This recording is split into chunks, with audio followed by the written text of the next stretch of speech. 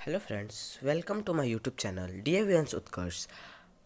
तो हम लोग साइंस का chapter number 4 acid base and salt पढ़ रहे हैं, जिसको हम लोगों ने एसिड ख़त्म कर चुके थे। अब हम लोग बेसिस में आते हैं। तो भाई अब क्या पढ़ना है? Basis and alkalis. तो बेसिस, तो पहले के क्लास में मैंने बताया था कि बेसिस क्या होते हैं। मतलब हम लोग कुछ थोड़ा बहुत कुछ ही लेकिन डिस्कस किया था कि बेसिस क्या होता है। तब क्या होते हैं? वो सबस्टांस जो कि सोपी और खट्टे फील होते हैं। कैसे फील होते हैं? सोपी। मतलब जैसे कि हम लोग साबुन लेते हैं ना, तो कैसे रहता है? सोपी फील करते हैं हम लोगों को। हाँ। और ये बेसिस जो होता है ना, टेस्ट में खट्टे लगते हैं। कैसे टेस्ट में लगते हैं? खट्टे। ठीक है। तो अब बुक में क्या दिया है वो हम लोग देखते हैं। Bases are the substance react with acids to form water and salt. Base are bitter in taste and have a soapy feel. तो जैसे कि इसमें दिया है कि बेसिस वो सबस्टांस है जो कि एसिड के साथ रिएक्ट करके, क्या एसिड के साथ रिएक्ट करके क्या हम लोगों को देते हैं? वाटर और साल्ट देते हैं। क्या है बेस? बेसिस वह सबस्टांस है। क्या है बेस? वह सबस्टांस। जैसे कि बेसिस वह सबस्टांस है जो एसिड के साथ रिएक्ट करेगा ना, तो हम लोग को क्या देंगे? पानी और नमक। क्लियर हो गया? इतना कि बेसिस वह सबस्टांस है जो कि एसिड के साथ रिएक्ट होकर हम लोग को क्या देते हैं? वाटर और साल्ट देते हैं। ओके। और इसमें और क्या दिया है? Bases are bitter in taste and have a soapy feel. Bases कैसे होते हैं? बेसिस टेस्ट में कड़वे लगते हैं। कड़वे लगते हैं ना, जैसे मैंने खाया नहीं लेकिन ऐसा बुक मतलब को टेस्ट सबसे पहले तो हुआ हुआ ना, तो कैसे लगते हैं? खट्टे, सॉरी, कड़वे लगते हैं। कड़वे और सौपी फील में क्या? सौपी फील होते हैं। उसमें क्या कैसे होते हैं? कड़वे और सौपी फील होते हैं। अब देखो, जैसे कि है ना कि कुछ बेसिस अब जो रहता है ना वो पानी में सॉल्यूबल होता है, और कुछ बेसिस जो होता है ना वो पानी में सॉल्यूबल नहीं होता है। ठीक है। तो अब कुछ तो नाम होगा ना, जो पानी में बेसिस सॉल्यूबल हैं उनका कुछ तो नाम होगा ना। तो वैसे बेस जो पानी में सॉल्यूबल होते हैं उनको हम लोग क्या कहते हैं? उनको हम लोग अल्कलीज कहते हैं। क्या कहते हैं? कुछ ही बेस, मैंने ये नहीं कहा कि सारे बेस पानी में सॉल्यूबल होते हैं। कुछ ही बेस जो कि पानी में सॉल्यूबल होते हैं उसको हम लोग क्या कहते हैं? अल्कलीज। क्या? Some bases that are soluble in water, such base are called alkalis. क्या? some base which are soluble in water, such base are called alkalis. क्या? क्या है? कि वह बेस जो कि पानी में जो सॉल्यूबल हो जाते हैं उस वैसे बेसिस को हम लोग अल्कलीज कहते हैं। अब देखो यहाँ पर एक क्वेश्चन आ सकता है कि क्या सारे ऑल बेस, एक क्वेश्चन आ सकता है यहाँ पे, all alkalis are bases but all bases are not alkalis, justify this statement. कि सारे बेस क्या, सारे अल्कलीज तो बेस होते हैं लेकिन सारे बेस अल्कलीज नहीं होते हैं।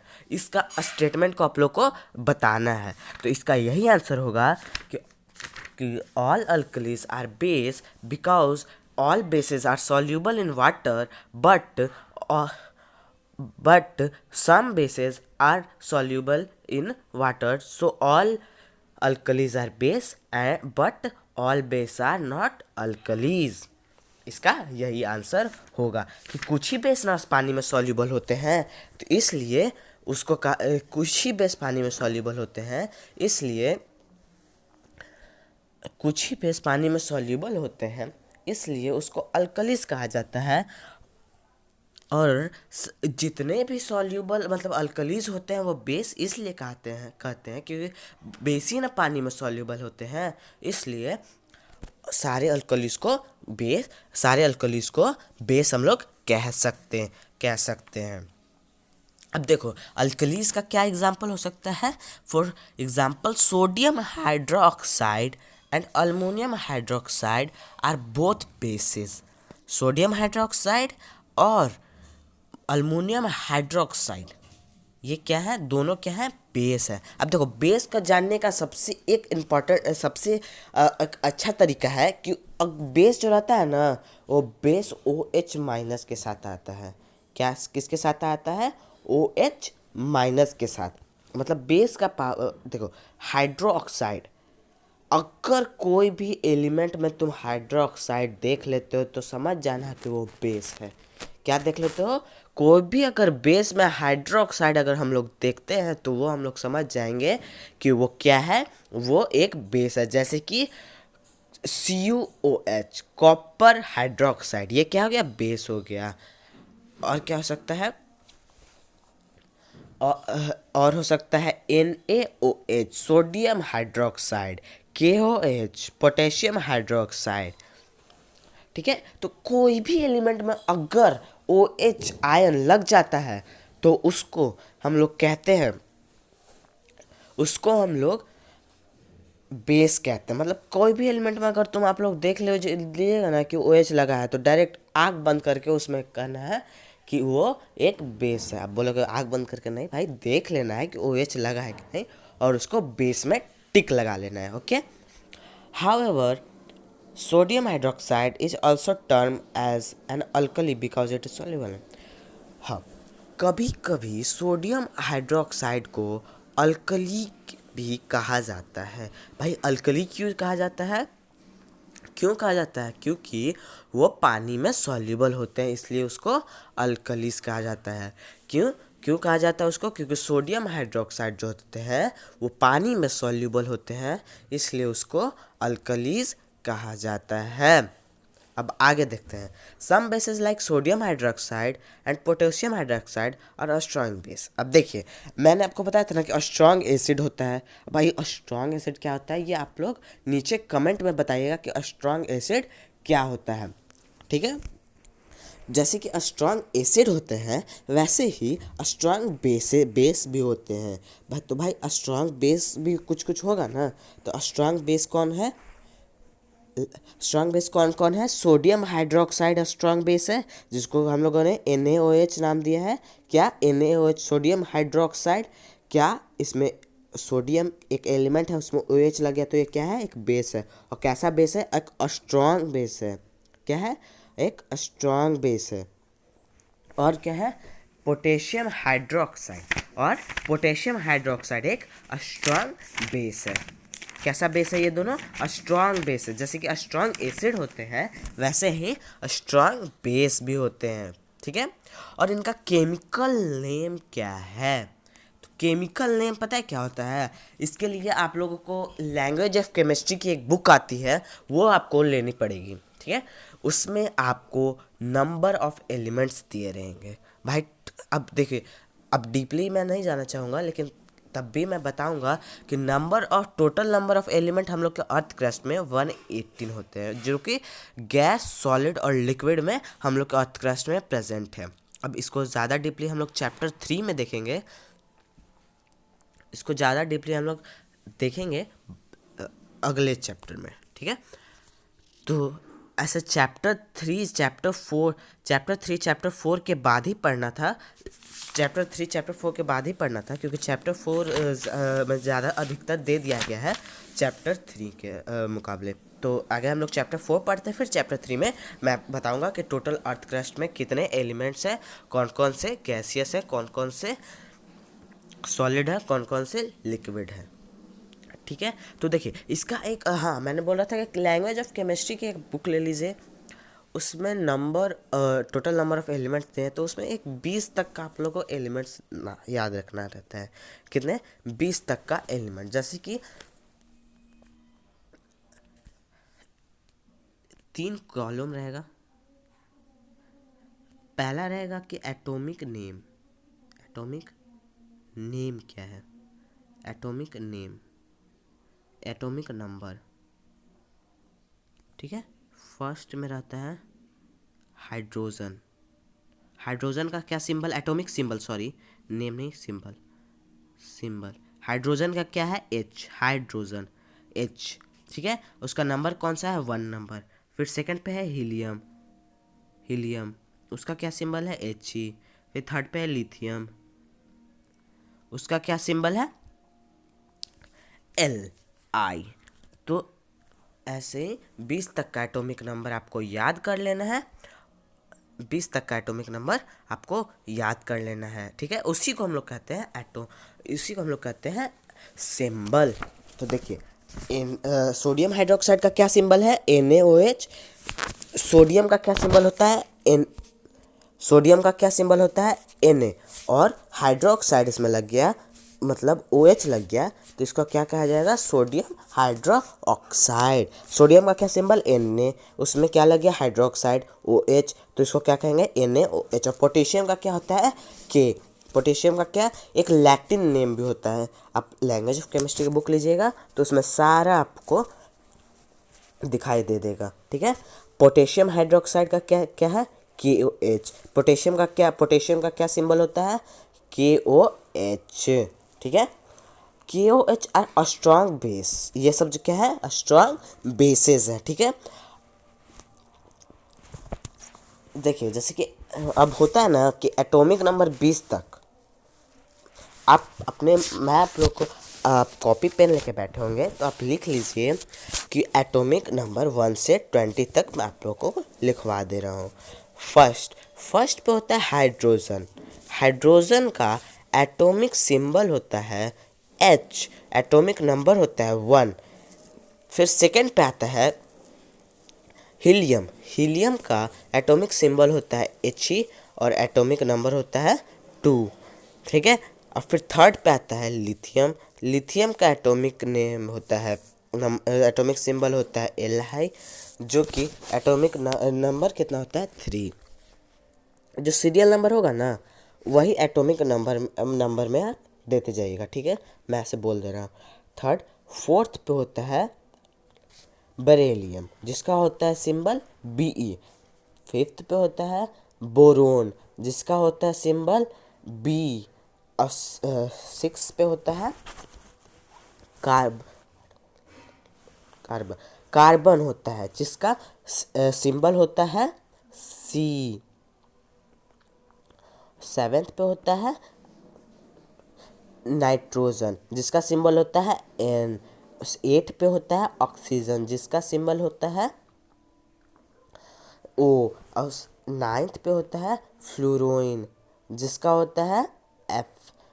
और 10th पे होता है नियोन, जिसका होता है Ne। और 11th पे होता है सोडियम, जिसका होता है Na। इसका एक लैटिन नेम होता है, मतलब कुछ कुछ जितने 118 एलिमेंट्स है ना अर्थ क्रस्ट में, उसका भी लैटिन नेम होता है ना, ठीक है। उसका भी कुछ कुछ के लैटिन नेम होता है। जैसे कि सोडियम का लैटिन नेम है नाट्रियम, ठीक है। नाट्रियम क्या नेम है, नाट्रियम, ठीक है। और तो इसका सिंबल क्या होता है Na, क्या होता है Na। और 12th क्या आता है मैग्नीशियम, जिसका सिंबल होता है Mg। 13 पे अल्मोनियम, जिसका सिंबल Al। 14 पे सिलिकॉन, जिसका एटॉमिक सिंबल Si। 15 पे फास्फोरस, जिसका P, ठीक है। 16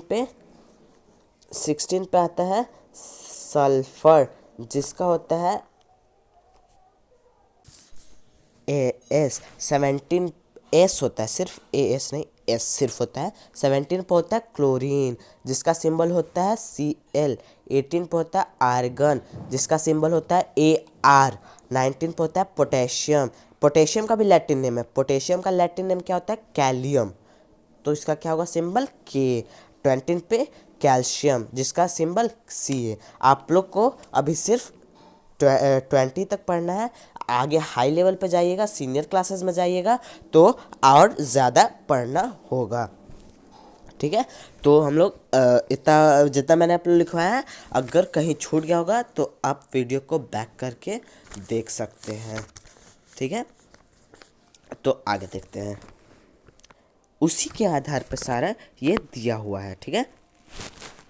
जितना भी है सिंबल उसी के आधार पे क्या हुआ है। जैसे सोडियम का मैंने क्या बताया, सोडियम का मैंने Na बताया, नाइट्रियम जिसका लैटिन नाम होता है नाइट्रियम, तो क्या सोडियम हाइड्रोक्साइड, हाइड्रोक्साइड जहाँ होगा OH और OH, ठीक है। हाइड्रोक्साइड जहाँ OH समझ लीजिएगा। सोडियम का क्या होता है Na, मतलब Na और OH, Na plus OH, NaOH। अब पोटेशियम का मैंने क्या बताया, लैटिन नेम कैलियम, सिंबल क्या होता है K, और हाइड्रोक्साइड है तो KOH। ठीक है। अब other like ammonium hydroxide, aluminium hydroxide and copper hydroxide are weak base. अब जितने भी है ना अमोनियम हाइड्रोक्साइड, अल्मोनियम हाइड्रोक्साइड और कॉपर हाइड्रोक्साइड, ये सब वीक बेस होते हैं, कमज़ोर होते हैं। ठीक है, जैसे वीक एसिड भी होता है वैसे ही वीक बेस होते हैं। ठीक है, इतना तक तो क्लियर है। तो हम लोग का बेस यहाँ पे ख़त्म हो गया। ठीक है, अब आता है इंडिकेटर। अब क्या आता है इंडिकेटर। भाई इंडिकेटर क्या होता है? भाई इंडिकेटर क्या होता है? अब इंडिकेटर हम लोग देखते हैं। Acid and bases can be identified not only through their taste but also with the help of substance called indicator। देखिए, अब स्ट्रॉन्ग एसिड स्ट्रॉन्ग बेस को आप लोग टेस्ट कर सकते हैं नहीं? आप मतलब इस डेंजरस है स्ट्रॉन्ग एसिड स्ट्रॉन्ग बेस को टेस्ट करना, ये तो डेंजरस है हम लोगों के लिए, डेंजरस है ना। तो इसको भाई पता कैसे लगाए कि ये एसिड है कि ये बेस है, कि स्ट्रॉन्ग एसिड है कि स्ट्रॉन्ग बेस है? भाई इसको पता कैसे लगाए? तो इसको पता लगाने के लिए आप लोग उसको पता लगाने के लिए एक सबस्टांस आता है जिसको हम लोग इंडिकेटर कहते हैं। अब हर चीज़ को तो हम लोग टेस्ट से नहीं ना पता लगा सकते हैं, नहीं लगा सकते हैं। तो इसको पता लगाने के लिए एक सबस्टांस आता है जो कि कहते हैं इंडिकेटर। अब देखो हम जैसे कि अभी जैसे 4 साल का 4 क्लास का बच्चा है, वो एसिड बेस एंड साल्ट नहीं पढ़ा है। अब वो देखेगा कि वो टेस्ट करके देखेगा, मतलब जो कि सल्फ्यूरिक एसिड जो कि किंग ऑफ केमिकल्स है, उसको अगर टेस्ट करके वो देखेगा तो वो उसके लिए डेंजरस हो सकता है। तो हम लोग क्या बोलेंगे कि इंडिकेटर, आप इंडिकेटर यूज़ करके उसको देख लीजिए कि वो एसिड है कि बेस है, और स्ट्रॉन्ग एसिड है कि स्ट्रॉन्ग बेस है। ठीक है, जैसे कि अब 2 साल का बच्चा, मतलब 4 क्लास का बच्चा, अब पता नहीं नींबू एसिड है कि बेस है, एसिड है कि बेस है, तो नींबू को क्या करेगा, नींबू को कैसे पता लगाएगा? तो उसी नींबू को पता लगाने के लिए जो सबस्टांस है ना उसको हम लोग कहते हैं इंडिकेटर। अब इंडिकेटर क्या होता है वो देखते हैं। An indicator is a substance which shows different colours in an acidic and basic medium. एक इंडिकेटर जो है ना एक सबस्टांस है जो कि शो करता है डिफरेंट कलर्स को एसिडिक और बेसिक मीडियम में। ठीक है, क्या है इंडिकेटर? क्या है? एक सबस्टांस है। ठीक है, अब मैंने जैसे कि बताया एसिड और बेस को चेक करना है कि एसिड है कि बेस है। ठीक है, तो कलर्स चेंज में वो बताता है, कलर को चेंज करके कलर को चेंज करके वो बताता है कि वो एसिडिक मीडियम में है कि बेसिक मीडियम में है। ठीक है, ठीक है, ये तक क्लियर है। The colour of the indicator can thus help in identifying acids base. वो कलर हम लोग को पता लगाने में मदद करता है कि वो एसिड है कि बेस है। अब देखो, जैसे कि इंडिकेटर होता है ना, वो एक आगे है, an indicator use very often is litmus. देखो, जैसे कि मैं आप लोगों को यही बताने की कोशिश कर रहा था कि एक इंडिकेटर आता है जिसको कहते हैं लिटमस पेपर। अब लिटमस पेपर होता है ना, आप अगर लिटमस पेपर जो रहता है ना, अगर आप ब्लू लिटमस लेते हैं और ब्लू लिटमस को अगर आप एसिड में डुबाएंगे तो वो रेड कलर में कन्वर्ट हो जाएगा। क्या चीज़ में कन्वर्ट हो जाएगा? रेड कलर में कन्वर्ट हो जाएगा। और वहीं अब ब्लू लिटमस को ये अब बेस में डुबाएंगे तो कलर नो चेंज होगा, इसमें कोई भी चेंज होगा ही नहीं। ठीक है, कोई भी चेंज होगा नहीं। ठीक है, तो क्या कह रहा है? It is obtain from lichen and is purple in colour. ये एक लाइकेन होता है। लाइकेन एक माइक्रो ऑर्गेनिज्म है जो कि सड़े गले पेड़ पौधे को खाता है, उसी को ये एक लाइकेन से ऑब्टेंड होता है। लाइकेन, लाइकेन पता है क्या होता है? लाइकेन एक सिम्बायोटिक रिलेशनशिप है। क्या है? सिम्बायोटिक रिलेशनशिप किसका? फंगस एंड अलगई का। तो वही लाइकेन से वो ऑब्टेंड होता है litmus paper and is purple, और ये पर्पल कलर का होता है। Its colour change to red in acidic medium and blue in basic medium. जैसा कि मैंने बताया कि जो रहता है ना पर्पल कलर, वो एसिड में रेड कलर में कन्वर्ट हो जाएगा और बेस में ब्लू कलर में। क्या एसिड में कैसे कलर में? रेड कलर में, और बेसिक में ब्लू कलर में। Litmus can be used as a indicator in the form of a solution. In practice it is a more common to use a paper strip that has been dipped in litmus solution and allowed to dry. Such a paper strip is called litmus paper. देखिए ये यही बोल रहा है कि litmus paper जो होता है ना वो यूज़ किया जाता है एक इंडिकेटर के रूप में, जो कि एक सॉल्यूशन के फॉर्म में रहता है। ठीक है, अब मैंने जैसा कि बताया ना कि एक लिटमस पेपर होता है, हाँ, तो वही वही सब कह रहा है कि वो लिटमस पेपर जो रहता है कि लिटमस पेपर कैसे बनते हैं, वही वो इस पैराग्राफ में कह रहा है। ठीक है, तो हम लोग आगे देखते हैं। Let us perform two activities to understand how litmus can be used as identify and acids and base. चलिए दो एक्टिविटी से देखते हैं कि लिटमस कैसे परफॉर्म करता है आइडेंटिफाई करने में एसिड और बेस को। ठीक है, तो take some lemon juice in petri dish and dip a strip blue litmus paper in it. The colour of the litmus paper change to red due to the presence of an acid in the lemon juice. हाँ, एक आप lemon juice लीजिए एक कटोरे में। ठीक है, अब एक स्ट्रिप ब्लू लिटमस पेपर का एक स्ट्रिप उसमें डुबोइए। ठीक है, the colour of the litmus paper change, उस जो लिटमस पेपर का जो कलर होगा ना वो चेंज हो जाएगा। किसमें? रेड में। किस जो कलर लिटमस पेपर का जो कलर है वो चेंज हो जाएगा रेड में। क्यों? क्योंकि प्रेजेंस ऑफ एसिड, एसिड के प्रेजेंस में। क्यों? क्योंकि एसिड लेमन जूस में ना एसिड प्रेजेंस है, इसलिए वो रेड कलर में कन्वर्ट हो जाएगा। ठीक है, अब एक्टिविटी 2 देखते हैं। ये समझ में आया ना कि जैसे कि एक लेमन जूस को हम एक कटोरे में डालते हैं, फिर एक लिटमस पेपर को उसमें डालते हैं, तो लिटमस पेपर हम लोग देखेंगे ना कि रेड कलर में कन्वर्ट हो जाएगा। क्यों कन्वर्ट हो जाएगा? क्योंकि मैंने पहले ही पढ़ाया था कि एसिड में कि लेमन जूस में जो है ना वो एसिड प्रेजेंस होता है, और ये हम पढ़ें कि लिटमस पेपर एसिड में रेड में कन्वर्ट हो जाता है और लिटमस पेपर एसिड में रेड में कन्वर्ट हो जाता है। हम लोग पढ़े ना, इसलिए कि लिटमस पेपर जब हम उस लेमन जूस में डिप करेंगे तो वो रेड में कन्वर्ट हो जाएगा। क्यों? क्योंकि उसमें लेमन जूस में एसिड प्रेजेंट था। ठीक है, एक्टिविटी 2 देखते हैं। Take some soap solution in a petri dish and drip a strip of red litmus paper in it. The colour of litmus change to blue. This happen due to the presence of base in the soap solution. हाँ, अब देखिए एक soap solution को लीजिए कटोरे में और इस पर रेड लिटमस पेपर को लीजिए। ठीक है, इस बार रेड लिटमस पेपर को लीजिए और रेड लिटमस पेपर को लीजिए और उस सोप के सॉल्यूशन में डालिए। वो जो सोप का जो सॉल्यूशन है ना, जो द कलर ऑफ लिटमस, जो लिटमस पेपर का जो कलर है ना वो ब्लू में चेंज हो जाएगा। क्यों? क्योंकि द प्रेजेंस ऑफ बेस, क्योंकि उसमें बेस प्रेजेंट है। क्या प्रेजेंट है?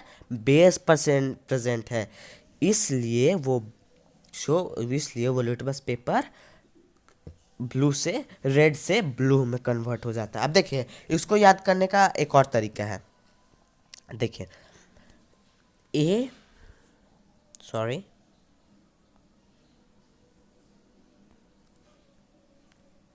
ए B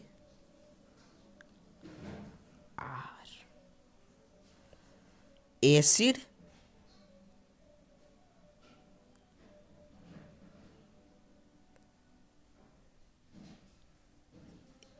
acid acid change into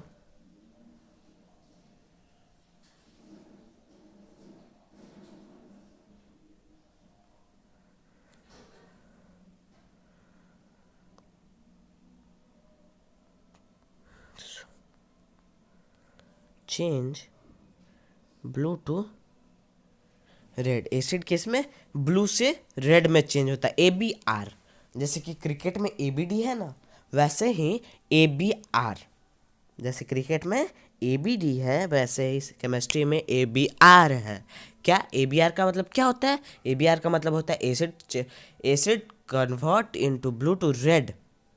acid convert into blue to red किसके द्वारा? लिटमस पेपर के द्वारा एसिड ब्लू से रेड में कन्वर्ट हो जाता है।